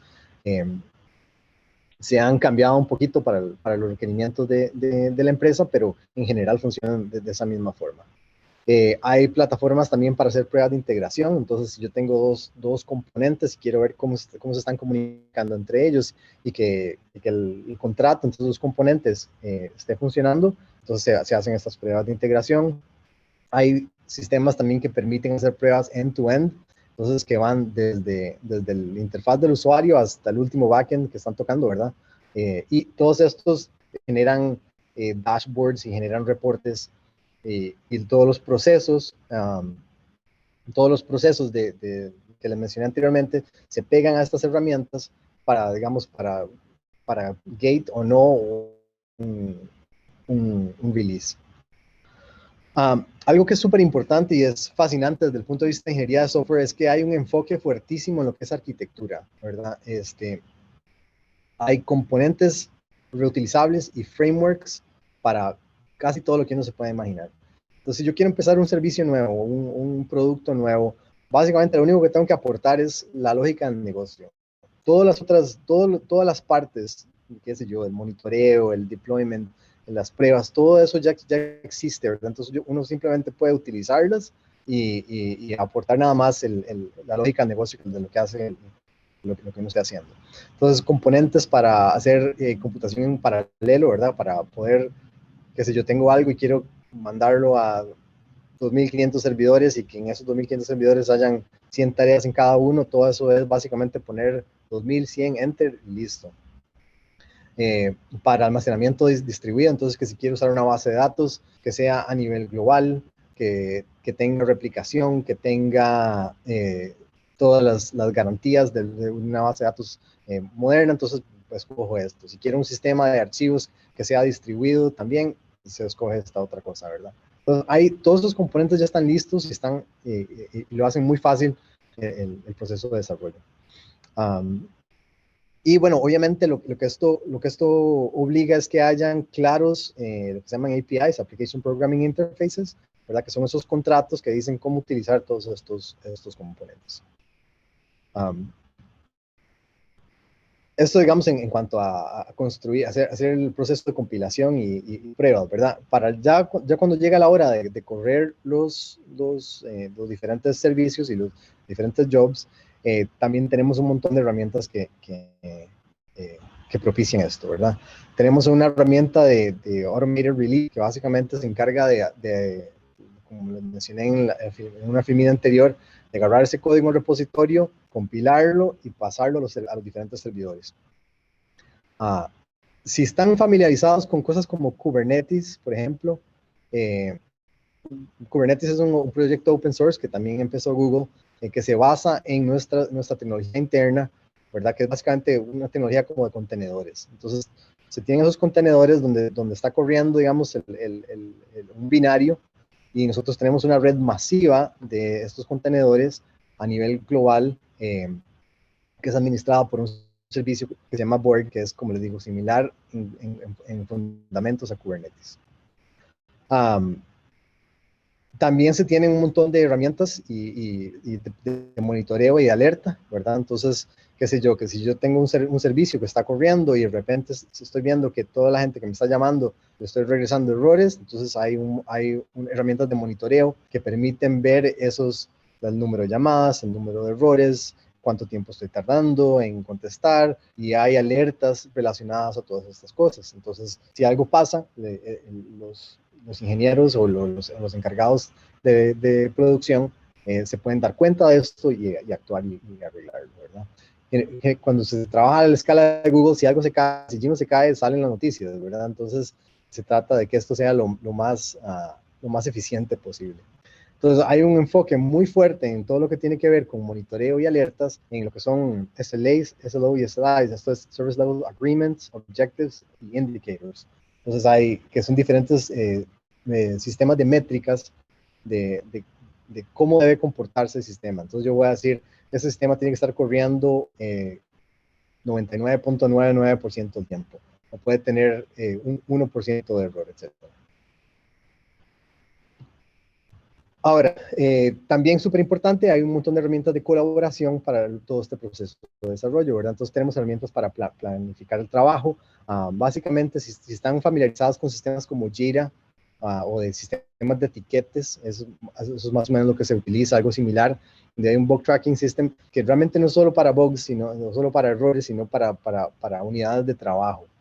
Y luego hay herramientas que están construidas sobre esta plataforma que permiten, digamos, llevarle el control a los objetivos, a los key results, a las métricas, a los milestones y todo eso, para que todo el mundo más o menos tenga visibilidad sobre cómo está trabajando el equipo y si algo se está atrasando, y si algo se está atrasando, pues darse cuenta lo antes posible, ¿verdad? Y luego también hay herramientas que permiten, que habilitan hacer launches, ¿verdad? Digamos, cuando uno va a llevar una nueva funcionalidad a un producto, entonces hay una herramienta que permite pasar por un sistema de aprobaciones. Entonces, bueno, que estoy desarrollando un nuevo sistema, entonces tengo que asegurarme que privacidad, que seguridad, que legal, que pruebas, que ingeniería, que un montón de gente aprueben eso y que todo el mundo esté enterado de qué es lo que se está pasando. Y bueno, luego también tenemos sistemas de colaboración a lo interno. Estos son básicamente los mismos que tenemos a lo externo, ¿verdad? Para, qué sé yo, chat para hablar, Google Meet para hacer videoconferencias, Gmail, Calendar, Docs, Sheets, ¿verdad? Todos los productos que la gente conoce también los usamos a lo interno para hacer nuestro trabajo. Aquí tengo un par de fotillas aquí de los data centers que son impresionantes. Tenemos un montón a lo largo esparcidos por todo el mundo. La tecnología a nivel de hardware, no he hablado mucho de hardware, pero a nivel de hardware también es principalmente desarrollada a lo interno. Desde los componentes de redes hasta los servidores son construidos a lo interno. No se compran servidores de distribuidores, sino que se construyen al interno. Y cosas como, por ejemplo, qué sé yo, los routers y los switches son desarrollados a lo interno porque de todas formas no hay nadie en industria que desarrolle routers y switches que tengan la capacidad que Google necesita, entonces son específicos para nosotros. La red interna que tenemos, la red que conecta a todos esos servidores, básicamente se da taco a taco con la red externa de Internet en cuanto a capacidad y flujo de datos. Y bueno, en la última lista que voy a tratar, que es la lista de las personas, que yo considero que es la más importante. La empresa tiene una cultura que es muy bonita y tiene unos valores que son muy importantes, y la mayoría de los empleados se lo llevan muy en serio, ¿verdad? En este sistema. Los valores, tenemos 3 valores. El primero es respetar al usuario. Si no se respeta al usuario, no tenemos nada, no hay negocio. Por eso es que hay equipos como el mío que trabajan en privacidad, porque si el usuario se va, a nadie le pagan, ¿verdad? Entonces, respetar al usuario es importantísimo. Enfocarse en sus necesidades, enfocarse en ayudarlos y enfocarse en hacer lo correcto por ellos. Lo segundo es respetar la oportunidad que tenemos, ¿verdad? Como empleados y como empresa estamos en una posición que nos permite hacer mucho bien para el mundo y hay que respetar esa oportunidad. Y finalmente respetarnos los unos a los otros, ¿verdad? A lo interno, nadie quiere trabajar con alguien difícil, nadie quiere trabajar con alguien incómodo. Tenemos a lo interno lo decimos ahí informalmente, no jerks, ¿verdad? No queremos no queremos trabajar con gente difícil, ¿verdad? Entonces hay que tratarse con respeto, con dignidad y llevarse bien. Uno puede no estar de acuerdo, pero lo que no se vale es tratarse mal. Entonces esto ha generado una cultura que es muy bonita en la empresa. Un segundito que se me fue aquí la presentación. ¿Pueden ver mi pantalla? Sí. Sí. Perdón. Sí, ahí está.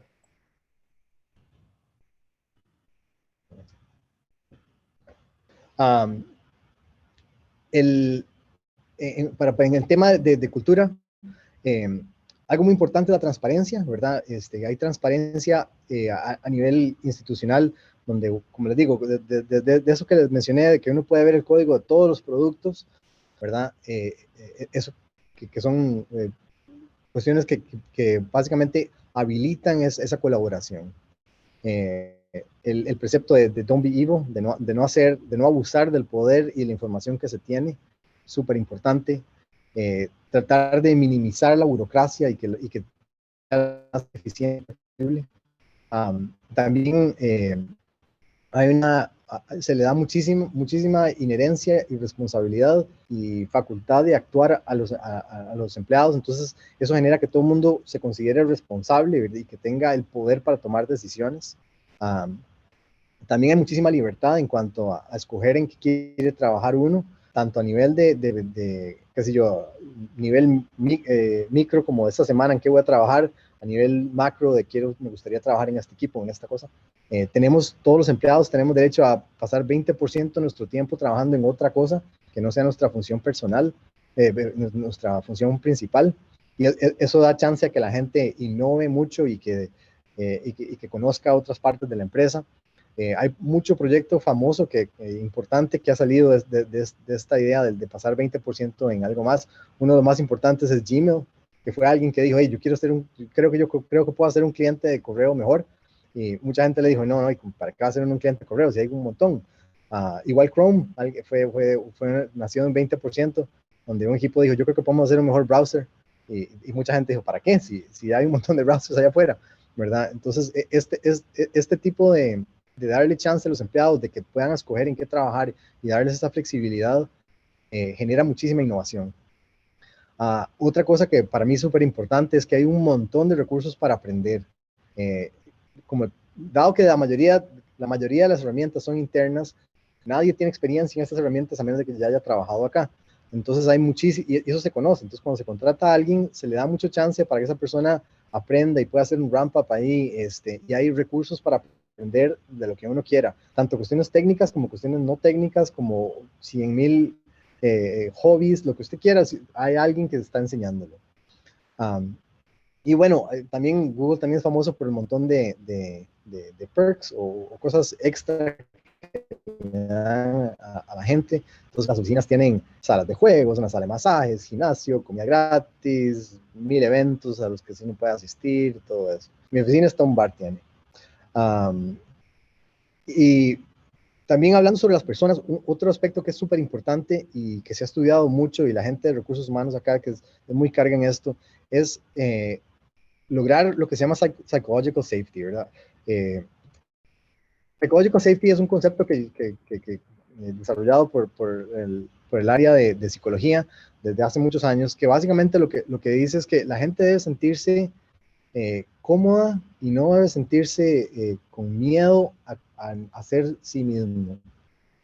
Entonces, se ha hecho muchísimo trabajo para que eso sea cierto en toda la empresa.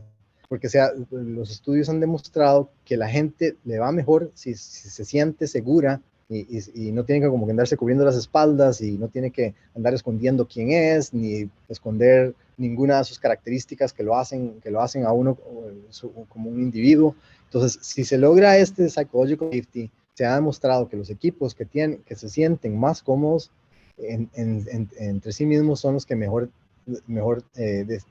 desempeñan.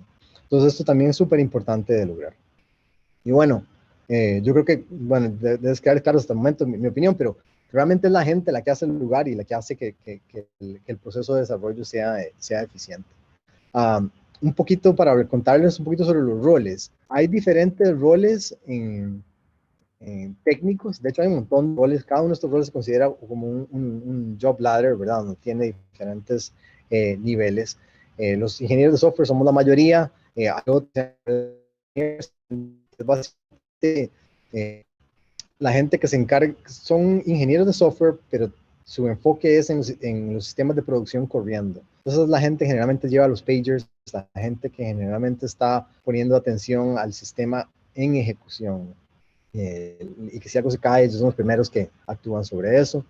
Hay ingenieros que se enfocan, que se llaman SETIs, que Software Engineers in Tools and Infrastructure, que es la gente que desarrolla las herramientas, todas esas herramientas que les acabo de mencionar que utilizamos.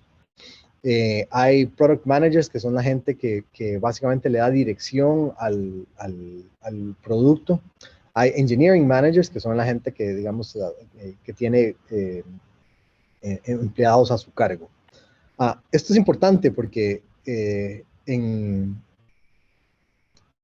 muchas empresas, a veces el ser manager y ser ingeniero de software, qué sé yo, alguien llega a cierto nivel y es muy bueno, entonces le dan una promoción y ahora lo hicieron un manager, entonces la empresa pierde un excelente ingeniero y gana un manager mediocre. Esto se trata de evitar esto lo más posible. Entonces hay carreras aparte, entonces si a alguien le interesa ser manager, puede ser manager, pues si a alguien le interesa ser solo individual contributor, puede también ser solo eso, ¿verdad? Los ingenieros de software que se contratan son generalistas, entonces no hay función, no se contrata a alguien para que sea un arquitecto, un DBA o un tester, sino que se contrata a un ingeniero de software que tenga una base general bastante amplia para que pueda fungir cualquier función que se necesite, y muy probablemente va a fungir un poquito de todas estas, va a ser arquitecto en un momento, DBA en otro momento, ingeniero de pruebas en otro, ¿verdad? Y relacionado a esto que les decía de los diferentes roles, súper importante también que haya una clara carrera que la gente pueda hacer, entonces que hayan oportunidades de crecimiento. Entonces cada uno de estos job ladders tiene diferentes niveles y la gente puede ir subiendo por esos diferentes niveles, y como va subiendo de niveles, pues cambian las responsabilidades, cambian las expectativas. No es necesario que la gente suba, entonces si quieren quedarse en cierto nivel, no hay una cierta expectativa de crecimiento, excepto al puro principio. Pero eso genera que la gente tenga, digamos, una oportunidad de crecimiento, ¿verdad? Y bueno, súper importante también que la paga es basada en el desempeño. Como les dije antes, todo se mide, entonces se sabe quién está desempeñando y quién no está desempeñando. Hay también un gran enfoque a lo interno de recibir feedback de sus pares y de la otra gente en la que uno está trabajando. Entonces, qué sé yo, 2 veces al año, la gente llega y le pide a sus compañeros y a la gente con la que ha colaborado que le den feedback y que le den oportunidades de mejora y que le den una crítica constructiva. Y también esto permite que la gente, también otra curiosidad que no se hace en muchos lugares, que el proceso de promotion, de seguir subiendo, digamos, de estos diferentes niveles, es iniciado por el empleado. Entonces no es el manager que dice, yo creo que está listo a otro nivel, sino el empleado dice, yo quiero subir. Y básicamente es retroactivo. Uno tiene que demostrar que ya estaba haciendo, digamos, el siguiente nivel de una forma consistente para que, digamos, le suban el nivel. Aquí tengo unas cuantas fotos para compartir con ustedes de la oficina en la que yo trabajo, que es la oficina de Chicago. Tenemos 2 edificios. De momento están bastante vacíos por COVID. Hasta apenas la semana pasada, hace 2 semanas, empezaron a abrirlo, que la gente pudiera venir poquito a poco, con una capacidad reducida. Pero bueno, aquí unas cuantas fotos para enseñarles lo de la oficina. Y ya para ir finalizando, quería dejarlos con unos cuantos recursos del tema por si a alguien le interesa aprender un poquito más. Hay varios libros, hay un libro que se llama Software Engineering at Google que salió este año, que habla de todo esto que les mencioné, pero con mucho más detalle. Tenemos varios libros enfocados en lo que es Site Reliability, que es básicamente cómo desarrollar software y cómo correr ese software de una forma consistente y que nada se vaya a caer. Y hay también otro montón de publicaciones que no son libros propiamente, pero publicaciones académicas que hablan de muchos de estos temas. Para los estudiantes que están ahí, si les interesa aprender un poquito sobre el proceso de aplicar y qué tipo de conocimientos se deben tener, tenemos aquí un g.co/techdevguide, que es una guía de más o menos los conocimientos que se piden para cuando alguien aplica, que también puede ser un tema que podemos explorar en la parte de preguntas si lo tienen.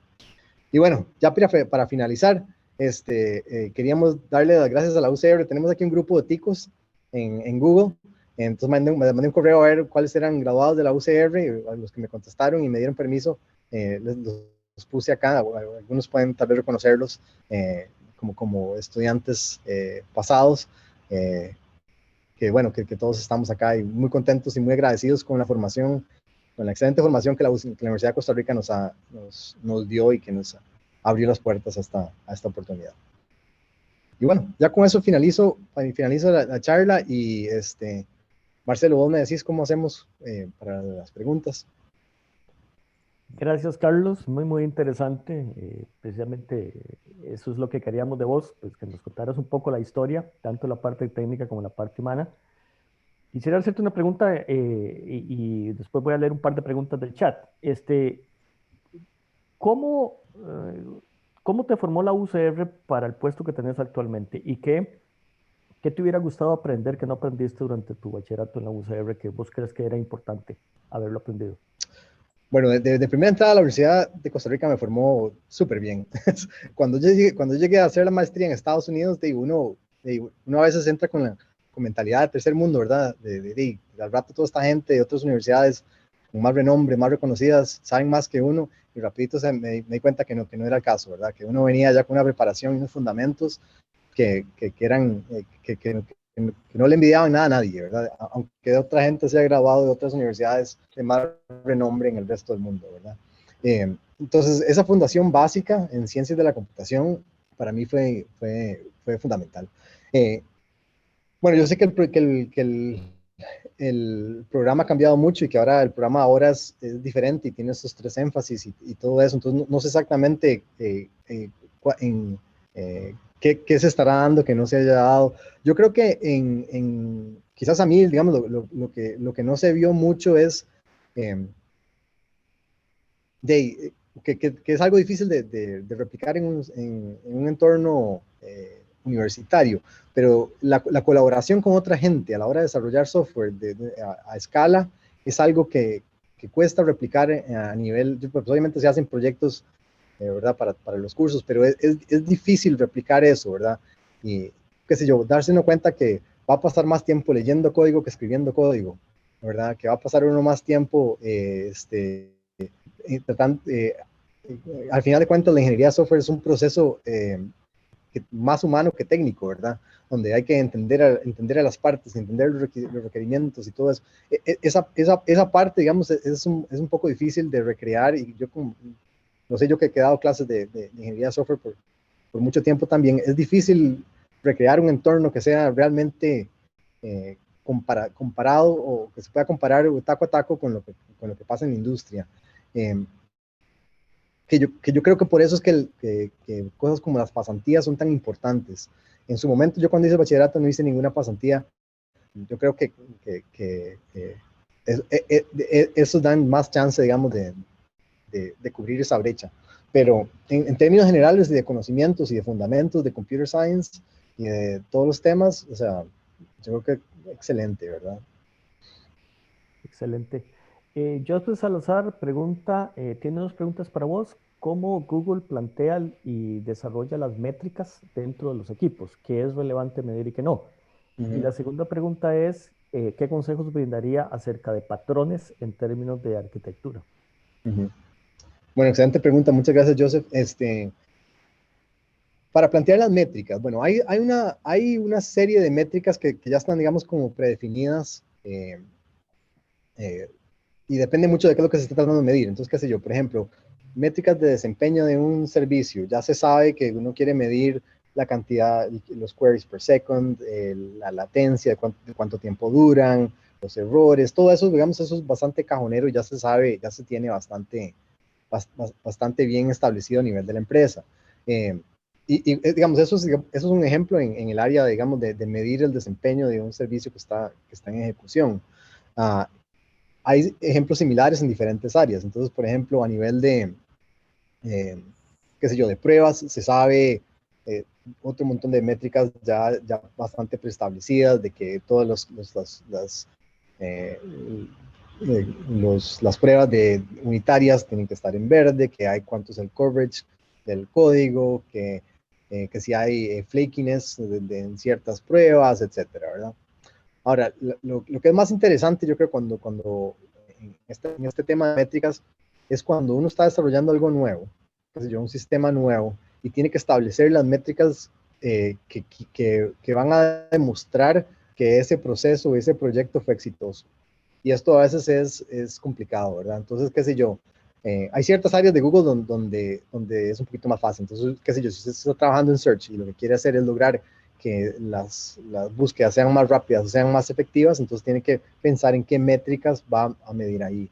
Si estás trabajando en YouTube, entonces cuál es el métricas de engagement con el usuario, de vista de videos, de duración en el sistema, de dónde se cae la gente en el proceso. En mi área, que es el área de privacidad, es un poquito más complicado pensar en esas métricas, porque hay unas básicas como que no hayan incidentes de privacidad, pero hay otras cosas que es un poquito más difícil de medir. En diferentes áreas, qué sé yo, como en ads, por ejemplo, las métricas son más relacionadas a cuánto dinero está generando esto, que si yo hago este experimento, gané más o perdí dinero. Entonces, es la parte donde siento que las métricas son más interesantes, cuando son específicas para poder medir si el proceso o el proyecto en el que estamos trabajando va o no a ser exitoso. Esa fue la primera parte. Ahora, de tu pregunta, la segunda parte de tu pregunta sobre patrones. Yo creo que me imagino que se refiere a patrones arquitectónicos tipo los establecidos por el Gang of Four, qué sé yo, que Decorator, que esto, que el otro, ¿verdad?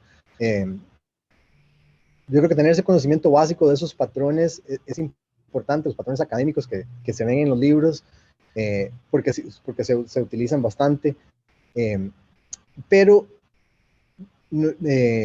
habiendo dicho eso, muchos de los patrones que se usan a lo interno son como específicos a las herramientas las herramientas que se tienen. Entonces, tener un conocimiento básico fundamental sobre ellos es importante, pero a la hora de entrar y empezar a trabajar, se adapta uno a los patrones que se utilizan en la empresa. Ok, Alan Rugama pregunta, ¿se tiene alguna cultura de castigo hacia quienes cometen errores en su trabajo? ¿Cómo los abordan? Excelente pregunta y un contundente no. De hecho, es lo contrario. Sí, tenemos una cultura que se llama blameless postmortems, que básicamente si algo pasa, hay un proceso que se llama un postmortem, que digamos que es una revisión que se hace luego del evento, y es blameless en el sentido de que no se culpa a la gente. Al final de cuentas todos somos humanos y la gente comete errores, ¿verdad? Y cuando algo pasa, pues en vez de apuntar y decir, sí, fue culpa suya porque usted hizo eso, lo que se trata más bien es ver qué fue lo que pasó, por qué llegamos a donde llegamos y qué controles se pueden poner para que no vuelva a pasar. Entonces, en ese proceso, qué sé yo, si hay un incidente, se cayó tal servicio, ¿verdad? Porque alguien, para dar un ejemplo ficticio, se introdujo un bug en el código y algo pasó mal y entonces algo no está funcionando, ¿verdad?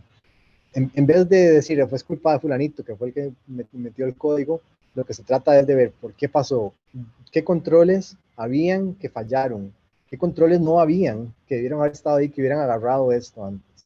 Entonces se hace ese proceso de ese postmortem y se documenta y a partir de eso se genera trabajo para que esos controles se pongan eso. Pero no, más bien es cero echarle la culpa a la gente. Es vacilón, porque siempre que entra alguien nuevo, qué sé yo, alguien recién graduado y se jala una torta y baja algo que no tiene que bajar, todo el mundo más bien se ríe, y es como un rite of passage ahí de jalarse una torta, ¿verdad? Y la persona es súper nerviosa, ¿verdad? Pero en el entorno más bien uno trata de que se sientan cómodos, y que es un error y nos pasa a todos. Más bien pensar en qué hacer para que no vuelva a suceder.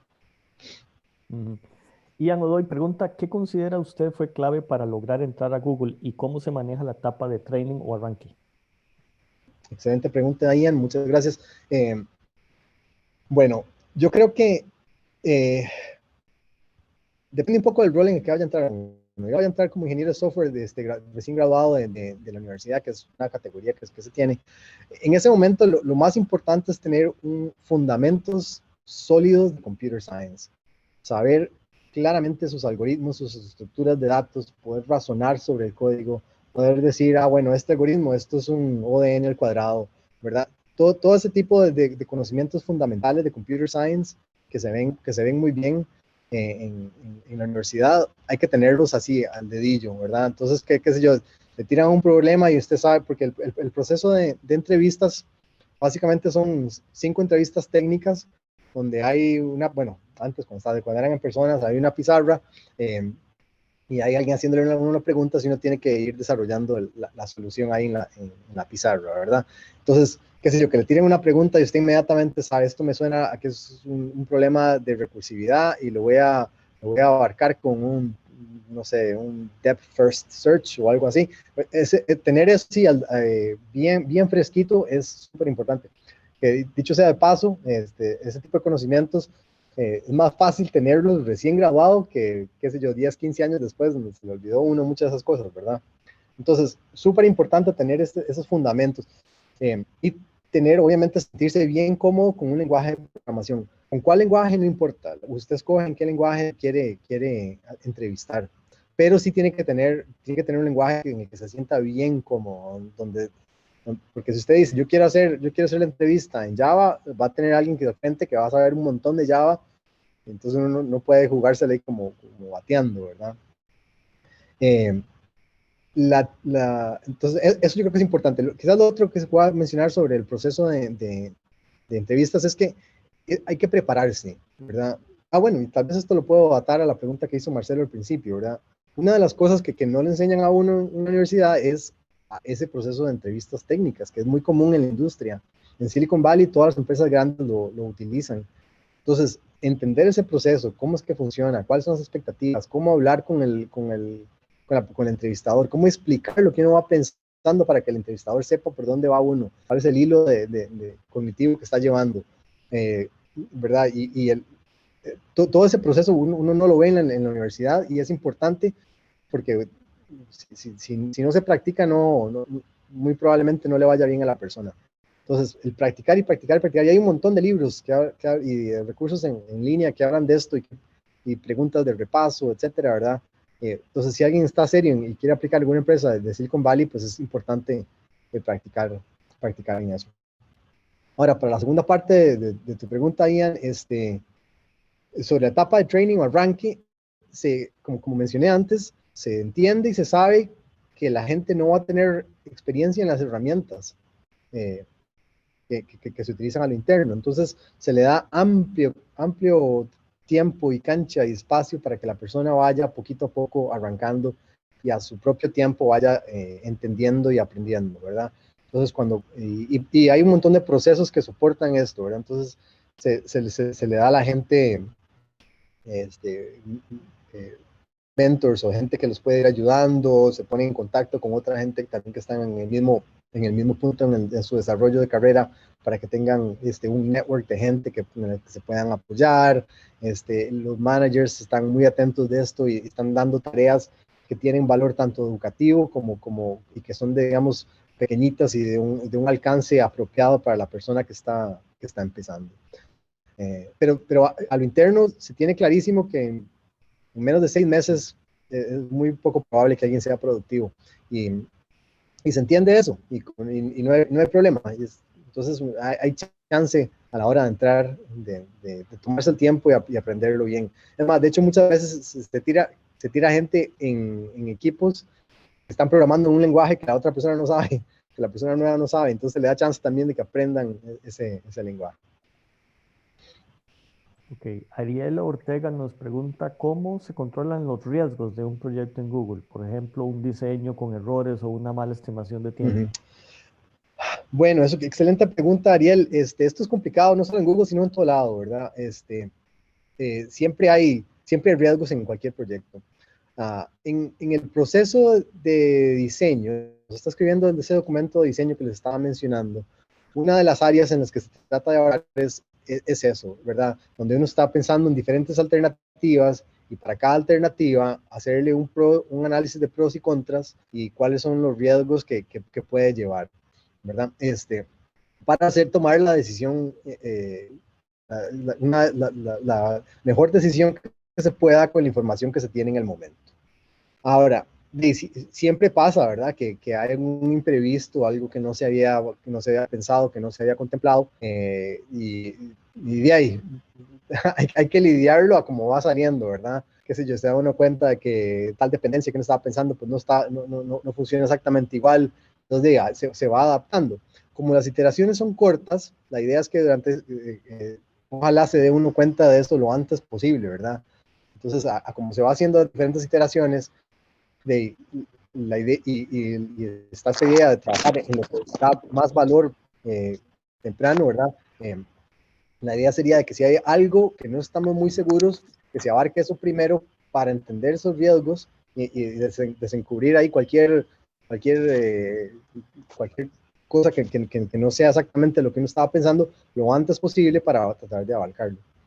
Ahora, con respecto a estimación de tiempo, también eso es una cosa que es súper complicada. Yo llevo 20 y tantos años en la industria y todavía me considero bastante malo estimando el tiempo, ¿verdad? Ahora, para bien o para mal, dependiendo del equipo en el que uno trabaje, las presiones de tiempo no son tantas. Por ejemplo, para darles una idea, si usted trabaja perdón, alguien anda hablando. Qué sé yo, Gmail escoge cuándo quiere hacer sus launches, ¿verdad? Ellos escogen en qué momento quieren desarrollar y mandar nuevas funcionalidades. No hay una presión externa diciendo para tal momento hay que hacerlo. Entonces, dependiendo del equipo, esas presiones externas de tiempo son menos o son más. Obviamente hay equipos que sí tienen mucha presión de tiempo. Por ejemplo, la gente de Android, la gente que desarrolla Android tiene presiones muy, muy estrictas porque, qué sé yo, el desarrollo del sistema operativo influye el desarrollo del hardware y el desarrollo del hardware es otro rollo completamente diferente y hay contratos y cuestiones que limitan mucho eso, ¿verdad? Entonces, ellos sí tienen una cadencia de que necesito lo que tenga para ese tiempo es lo que está listo, ¿verdad? Entonces, presiones de tiempo varían dependiendo del equipo en el que uno esté trabajando. Pero sí, es algo complicado y no hay una panacea ni una solución universal que reduzca esos riesgos. Voy a hacerte las últimas dos preguntas que aparecen en el chat. El Svieta Malinowski pregunta, además de programación y análisis de algoritmos, ¿qué otros conocimientos se requiere? ¿Se necesita algo de bases de datos, de seguridad, de data science? Excelente pregunta. Muchas gracias, doña Elka. Pues dependiendo un poquito del rol en el que uno vaya a entrar, ¿verdad?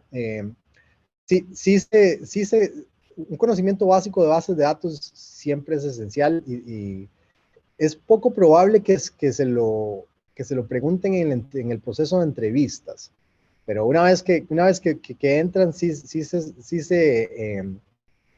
se asume que se tiene un conocimiento básico sobre bases de datos y que usted va a poder escribir hoy un query ahí sin que nadie le dé mucha ayuda. Ahora, los sistemas de bases de datos que se utilizan, como mencioné anteriormente, son propietarios. Entonces, no se espera que usted tenga, qué sé yo, dominado la versión de SQL de Oracle, no. O que tenga dominado tal herramienta de Relational Database Management System, sino que tenga un fundamento básico sobre bases de datos, sí. Ahora, con respecto a otros conocimientos más específicos como seguridad o data science o cuestiones ya más puntuales, inteligencia artificial, ya ahí depende un poquito sobre el rol en el que esté aplicando. como les mencioné anteriormente, la mayoría de los ingenieros de software que se trata de contratar son generalistas. Ahora, eso es la mayoría.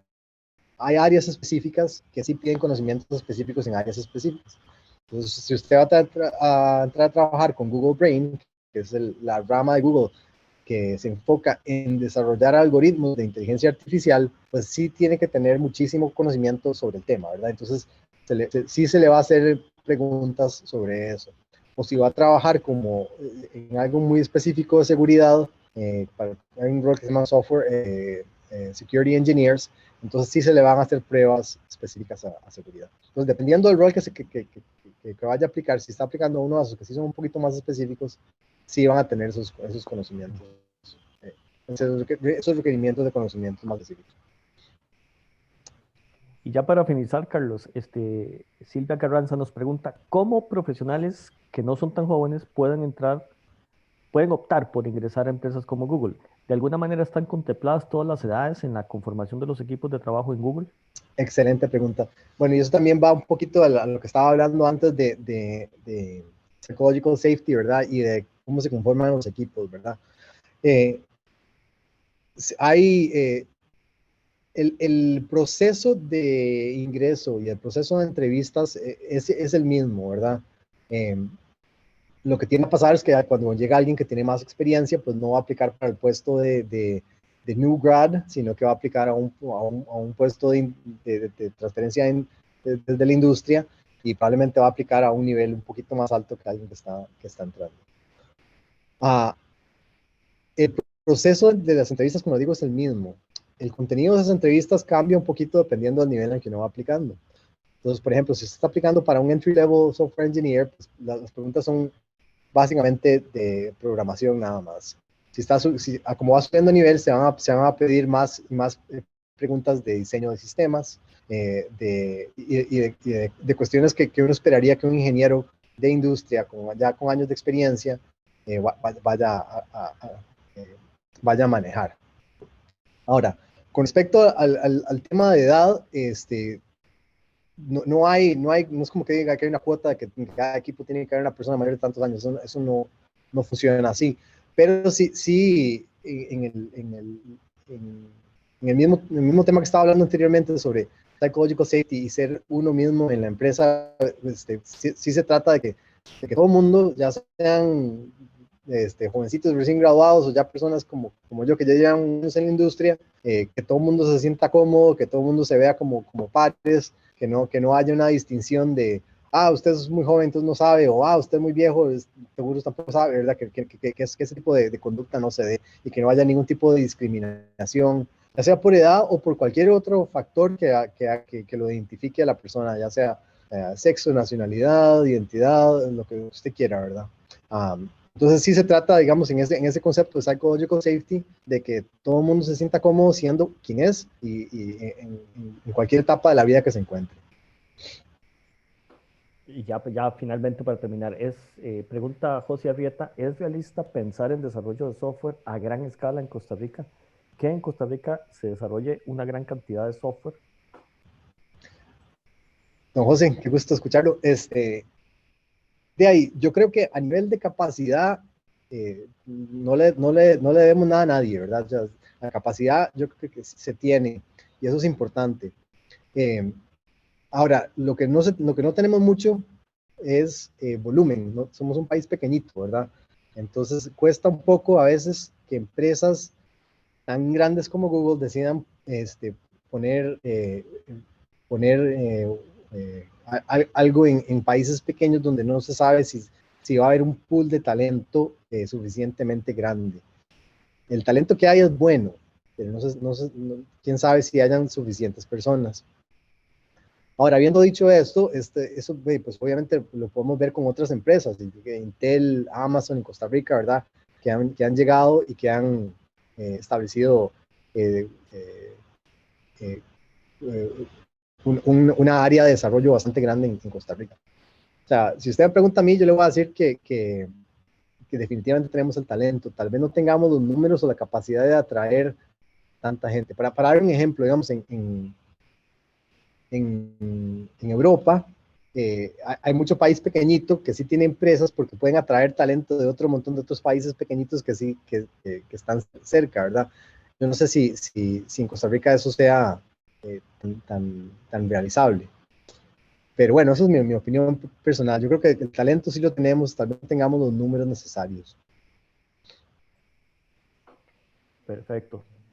Con eso finalizamos las preguntas del chat. Muchas gracias a todos los que preguntaron y a los que aún están escuchando. Tuvimos más de 110 personas conectadas. Carlos, muchísimas gracias. Agradecimiento eterno de nosotros por compartir este aniversario. Vos sos parte de la escuela y del CITEC y de posgrado. Así que muchísimas gracias. Saludo a tu esposa y a tu familia. Gracias por colaborar con nosotros. Muchísimas gracias más bien a ustedes y por este gran honor de haberme invitado el día de hoy. Con gusto. Con eso finalizamos la ceremonia. Muchísimas gracias a todos los participantes, a las autoridades que nos acompañaron, profesores, estudiantes, funcionarios administrativos, ex estudiantes. Muchas gracias a todos y buenas noches. Marcelo, no nos cortes. No nos cortes. Si nos quitan el chat, podemos despedirnos. Nos quitan el compartir la imagen, podemos por lo menos ver al...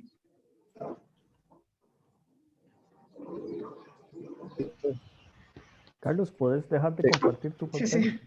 Sí, dame un segundito. Ya. Ay, mira, y Marcelo tal vez puede dejar de grabar.